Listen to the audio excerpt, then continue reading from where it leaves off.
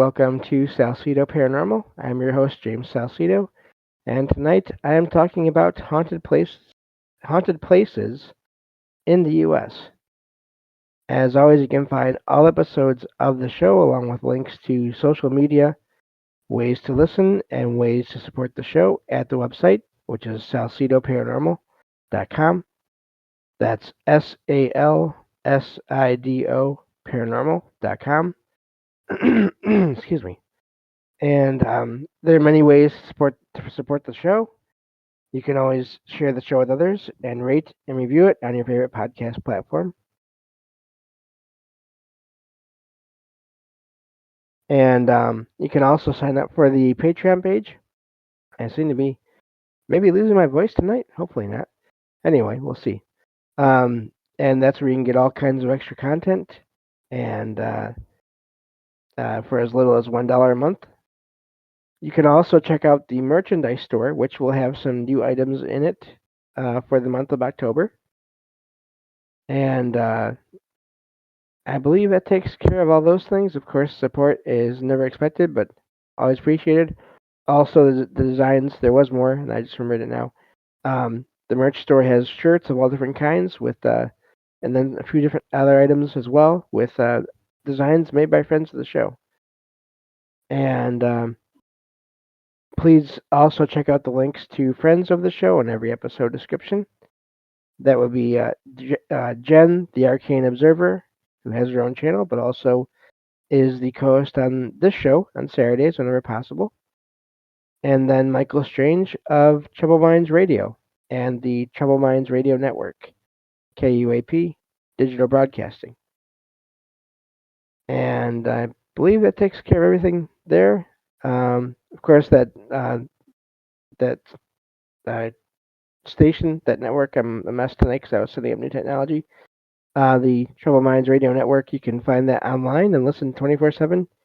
Hear all kinds of amazing shows and along with my own and online and for free.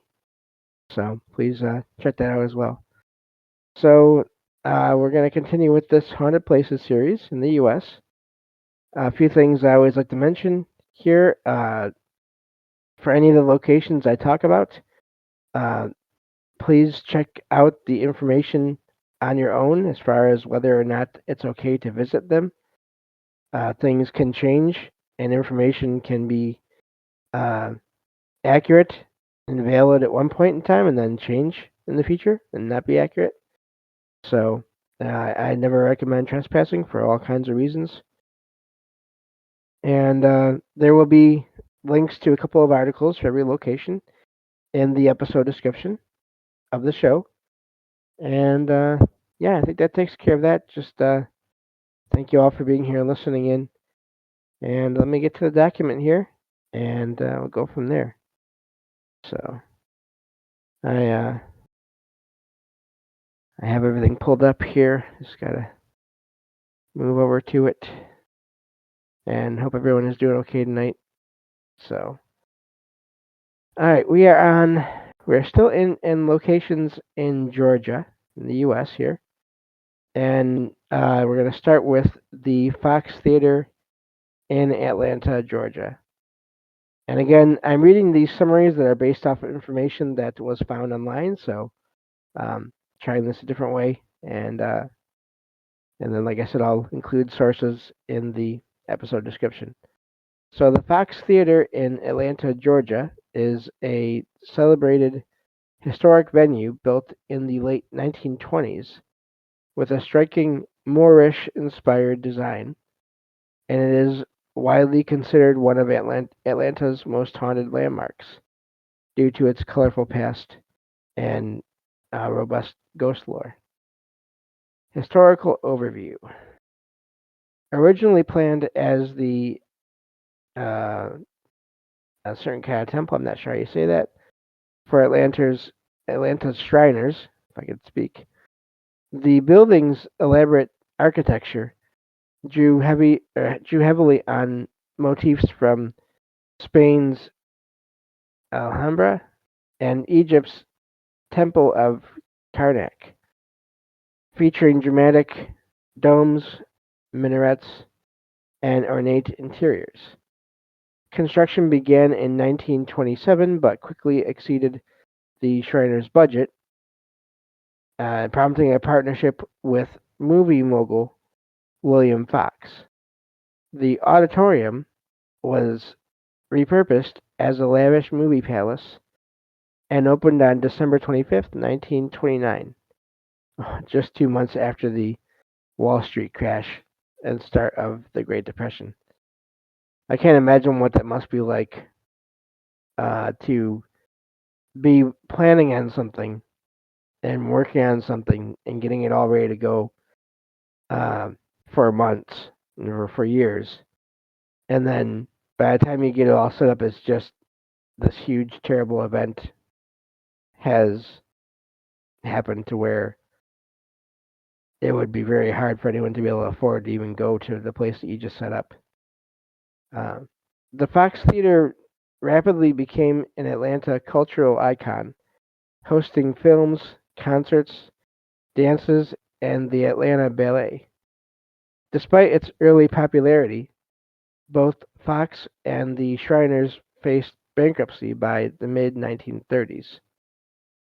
After passing through several owners, the building thrived as a major movie venue until cinema trends in the 1970s led to its decline and near demolition. A major grassroots Save the Fox campaign in the mid 1970s raised millions to preserve the building, leading to its landmark status and ongoing operation today as a nonprofit venue for live performances and cultural events, ghost stories, and hauntings. The Fox Theater is considered one of Atlanta's most haunted sites, with a long tradition of ghost stories among staff, performers, and visitors. Paranormal reports range from the appearance of dark shadow figures to unexplained lights and sounds, cold spots, and sensations of being watched throughout the building, especially backstage and in deserted corridors. Some reports focus on the ghost of a former staff member, Roosevelt, and they have that in quotation marks, said to still look after the theater, and a spectral projectionist rumored to haunt the old control rooms. Various sources describe sightings of ghostly apparitions in the upper balconies, voices echoing in empty halls, and objects moving seemingly on their own.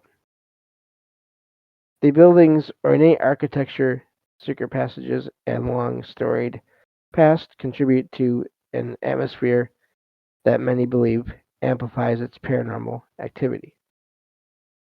Let's see here. Next section is notable lore and preservation. The Fox's most famous specter is Roosevelt, believed to have worked at the theater for decades, and according to witnesses, sometimes helps staff in mysterious ways.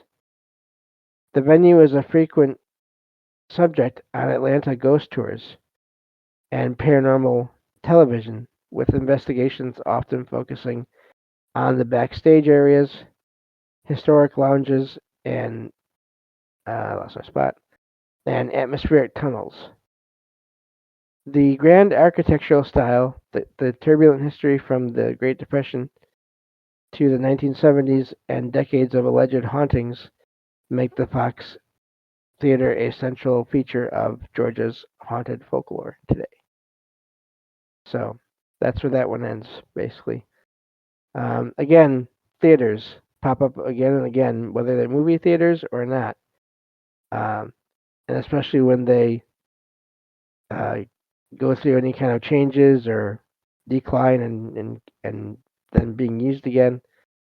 I wonder about the projectionist thing. It seems like in so many of them, there's always reports of activity happening in the room, either in the room where the projectionist will be at, the person that handle all the film, or there would be apparitions, and I guess it'd be or there'd be apparitions of the people that ran the machines, the cameras, the projectors appearing there as well.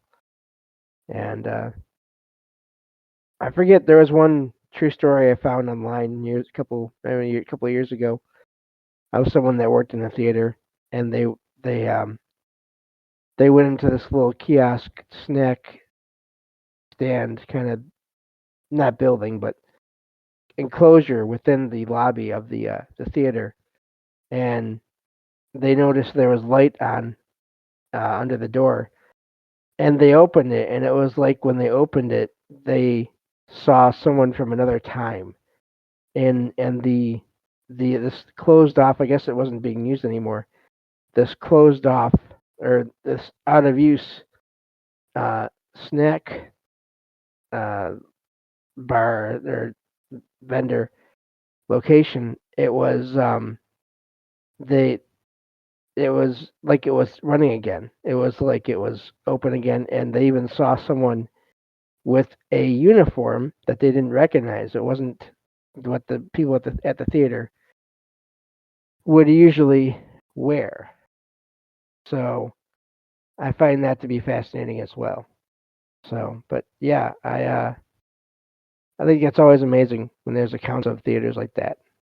So, um, but yeah, looking at everything here, I thought I heard a Discord noise again, but maybe I didn't. Might just be thinking I'm hearing things. So, but anyway, uh, yeah, look at check here. Don says makes me wonder if people don't realize they are dead and just keep working. Yeah, I mean, and it may sound weird, but I do wonder if they, in some cases, they actually, like, there may be a lot of people that didn't like a certain job, but there may be a handful out there that really did. I can almost see that being like their version of an afterlife and wanting to appear, and maybe they can't do it all the time, but just this one rare moment, um, they also appear as well.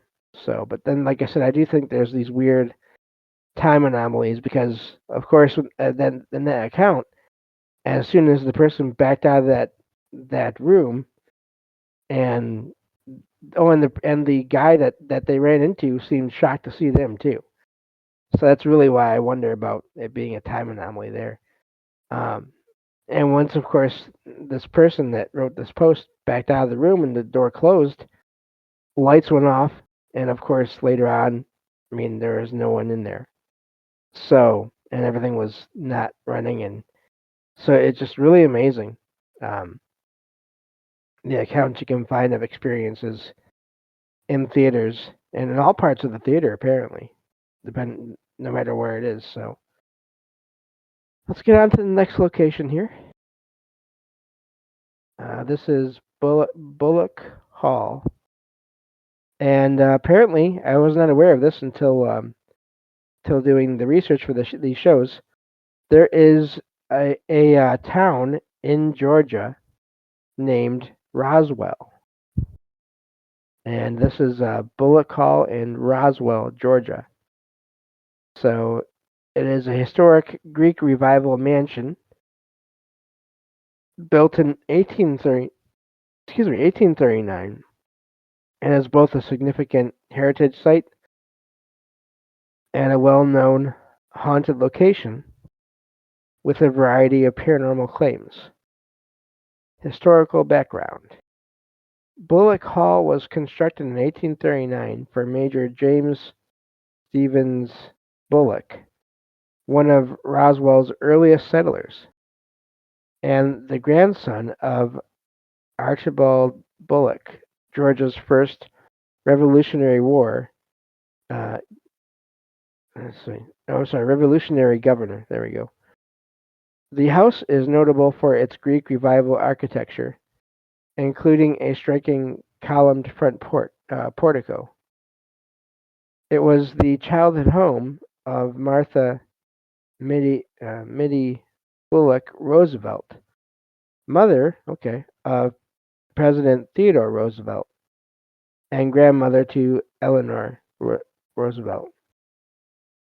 The home also witnessed the marriage of Mittie Bullock to Theodore Roosevelt Sr. in 1853, making it a site of national historical significance. The property included, of course, slave quarters, reflecting the era's social realities.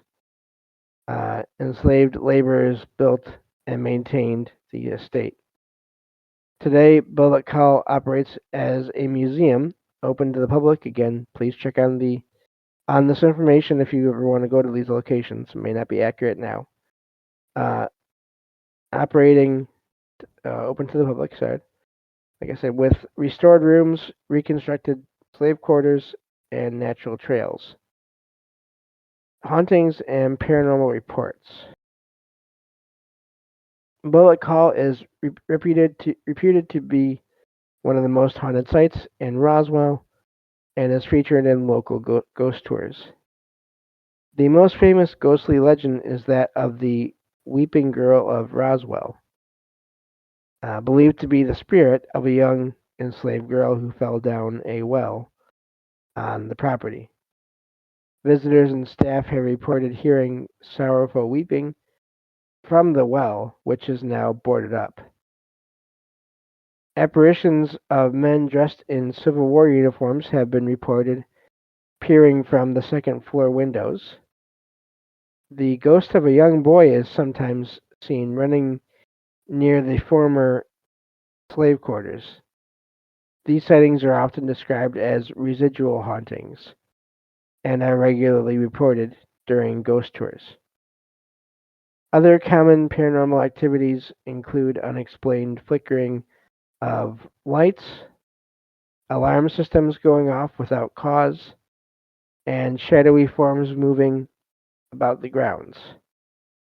Photographs taken by visitors frequently show strange apparitions or unexplained shadows in the windows and yard, and thermal anomalies are sometimes captured during tours. That would be with a device made just for that, thermal forward-looking infrared, or I believe that's the way that what they use for the thermal imagery. The spirits of enslaved workers are also said to be seen wandering the property, especially near the excuse me, reconstructed slave quarters. Notable features.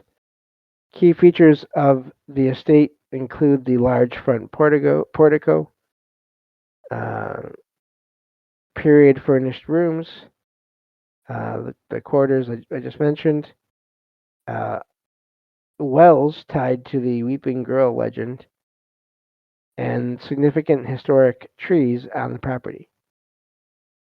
And again, Bullock Hall is accessible for tours year-round and regularly hosts events focusing on both its history and its repeated hauntings. Again, make sure you check on that before you go.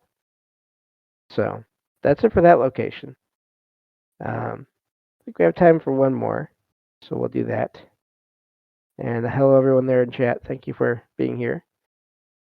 So this next one is Lake Lanier, Lanier, in Beaufort, Georgia. It's located near Beaufort, Georgia, and is a massive man-made reservoir created in the 1950s, and is known for both its recreational attractions and a reputation for hauntings and mysterious tragedies. History of Lake Lanier. Construction began on Beaufort Dam, which would form Lake Lanier, in 1950 and completed in 1956 as a water management project by the U.S. Army Corps of Engineers. Before the lake was filled, over 50,000 acres of land were acquired, displacing more than 250 families, 15 businesses, and the remains from around 20 cemeteries. That could explain some things, possibly. The purpose was to provide hydroelectric power, water supply to Atlanta, flood control, and navigation, transforming the area into one of Georgia's main recreational hubs. Wow, I still don't like that though, because that's you're not just displacing, not to mention all the people that were living that were kicked out of the area, but then you're also, again, anyway. Uh, the project submerged entire communities, including farmlands and the historically black town of Oscarville.